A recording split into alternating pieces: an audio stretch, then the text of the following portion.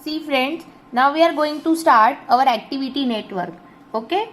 अब ये activity network जो है ना, इसमें बहुत सारा एक्सप्लेनेशन दिया है. देखो मैं आपको सबसे पहले ये बता दूं, आपको एक्टिविटी नेटवर्क पर क्वेश्चन पूछा जाता है. इस पर एमसीक्यू भी काफी सारे पूछ सकते हैं. बहुत अच्छा टॉपिक है ये. अब आपने सबसे पहला काम क्या करना है, आप एक चीज दिमाग में फिक्स कर लो कि एक्टिविटी नेटवर्क है क्या. ठीक है.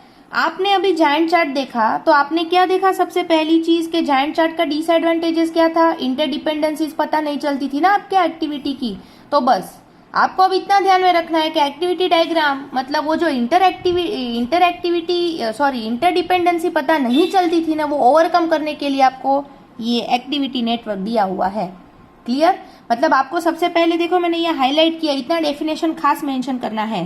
Can activity network is a graphical representation of the task flow for a project. तो टास्क तो हमको वहां पर भी बताया जाता था. जायंट चार्ट में भी हम टास्क जो है वो एक्टिविटी को टास्क में डिफाइन करके उस पर से जायंट चार्ट बनाते थे ना. मतलब यहाँ पर क्या बताया कि टास्क फ्लो आप बता सकते हो. Okay done. But that's why it is also called as task network भी बोलते हैं एक्टिविटी नेटवर्क के साथ साथ. पर drawback of giant chart was they do not show interdependency of the activities and therefore do not represent network of activities. ये खास हमारा disadvantages था for giant chart. And they do not show precedence relationship among the tasks. Clear. And activity network diagram overcome these problem. मतलब ये जो problem था ना, interdependency shows नहीं करता था, ये ओवरकम करने के लिए आपको यहाँ पर एक्टिविटी नेटवर्क दिया है, या इसी का ही दूसरा नाम क्या है, टास्क नेटवर्क. क्लियर. सी अब आपको क्या देखना है कि हम ये एक्टिविटी नेटवर्क बनाते किस तरह से है. जैसे आपने जायंट चार्ट देखा था तो आपने देखा ना कि कॉलम्स में डिवाइड करना है, फिर आपको बार्स बनाने हैं हॉरिजॉन्टल, फिर डायमंड आपको एज अ माइलस्टोन रखना है. तो वैसे इसमें क्या किया जाता है ये हमें सबसे पहले देखना है. देखो मैं आपको इसमें बता दूं एक चीज कि आपको इसमें एक सर्कल की जरूरत पड़ेगी, एरोस की जरूरत पड़ेगी, और वो जो भी सर्कल होगा उसके अंदर आपको टास्क का नाम लिखना है. बस दैट्स इट. ये इसमें आपका पूरा एक्टिविटी नेटवर्क बन जाएगा. मतलब कि टाइप ऑफ एक्टिविटीज इसमें जो होगी इसे हमको क्या बोलना है, टास्क. मतलब मैं जहां जहां टास्क यूज करूं तो task is nothing but your activity, and उसको हम हाँ ठीक है एक्टिविटी बोलेंगे. क्लियर. तो दूसरी चीज ये ध्यान में रखना कि इवेंट बोला जाएगा, यहाँ वर्ड इवेंट यूज किया जाएगा. Event is nothing but task. Event is nothing but task, दोनों चीज सेम ही है. ठीक है. अब देखो the beginning and ending point of any activity is called an event. मतलब जो स्टार्ट होगा आपका तो स्टार्टिंग पॉइंट और जो आपका लास्ट पॉइंट होगा उसको आप टास्क बोल सकोगे. ठीक है. या आप उसको इवेंट बोल सकोगे. अब यहाँ पर there are two types of events. कौन से दो टाइप के इवेंट आपको खास इंपॉर्टेंट है, ये ध्यान में रखना है. First one is your merge event and second one is your burst event. देखो मैं मर्ज से आपको बता दूं, आपको ऐसा पता चलता है कि कुछ चीजें एक जगह पर मिल रही है, दैट इज मर्ज. एंड अगर आप बर्स्ट बोलते हो, बर्स्ट का मतलब क्या होता है कि कहीं से तो भी एक से ज्यादा चीजें क्या हो रही है, तो वहां से जनरेट हो रही है, बराबर है, या वहां से प्रोड्यूस हो रही है, दैट इज आप उसको क्या बोलोगे, बर्स्ट. तो if any task represents the joint completion of multiple activities, joint completion of multiple activities, that is your merge event. देखो आप यहाँ पर ये डायग्राम आपको दिख रहा है मर्ज इवेंट का. क्लियर. ये आपका सिंपल इवेंट हुआ.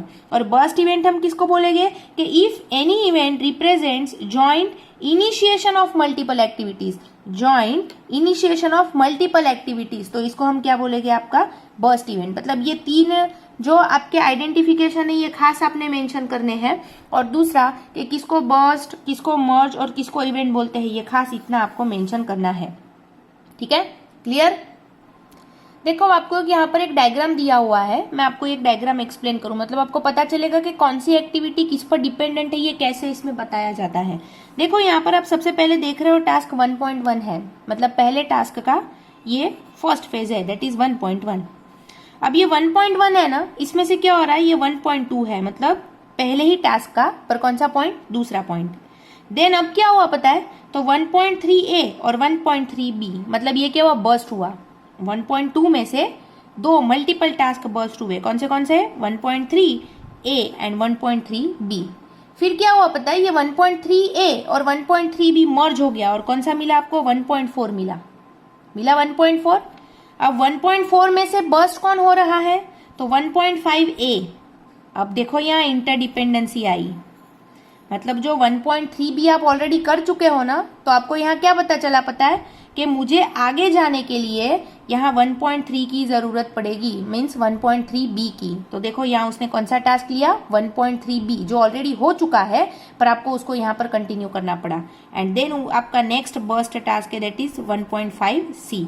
मतलब क्या हुआ आपका यहाँ पर 1.5 ए, 1.5 बी, 1.5 सी। अब देखो यहाँ 1.3 बी लिखा है, आप इसको 1.3 भी बोल सकते हो, मतलब प्रीवियस किया हुआ टास्क आप यहाँ यूज भी कर सकते हो, या आप इसको प्रिंटिंग मिस्टेक कंसिडर करके यहाँ 1.5 बी भी कर सकते हो। इट्स डिपेंड्स ऑन यू कि आपको किस तरह से करना है। पर मैं आपको ये सजेस्ट करूंगी कि 1.3 बी मत बताओ, ये थोड़ा एक एडवांस लेवल हो गया एक्टिविटी नेटवर्क का।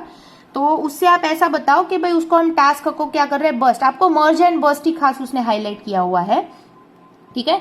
तो क्या हो गया यहाँ पर कि 1.4 जो है वो 5A, 1.5B और 1.5C दे रहा है, और ये ABC जो है ये इंटीग्रेट करने के बाद आपको क्या मिला लास्ट 1.6 टास्क। क्लियर, मतलब आपको यहाँ इंटरडिपेंडेंसी पता चल रही है कि मुझे 1.2 करना है ना, तो 1.2 पहले नहीं होगा, पहले 1.1 कंप्लीट करना होगा।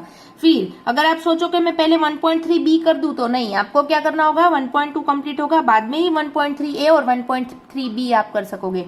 देन आप उन दोनों को मर्ज करोगे तो आपको 1.4, मतलब पता चलता है कि भाई 1.4 मुझे कैसे मिलेगा, तो merging of 1.3A and 1.3B।